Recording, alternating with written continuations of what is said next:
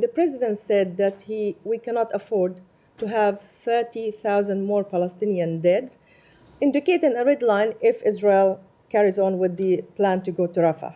So is 60,000 Palestinian dead is a red line, and 30,000 was not a red line?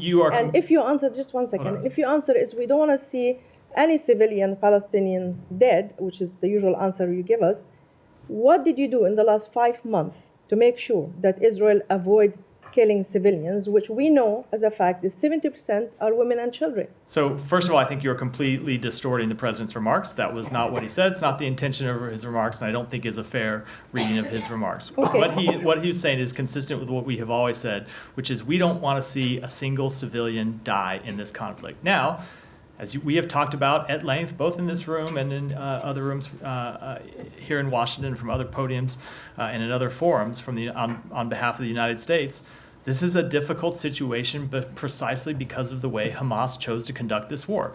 Hamas launched this war on October 7th, went into Israel, and then immediately fled back into Gaza, and not only hid behind hostages that they took, Israeli citizens, but hid behind Palestinian civilians.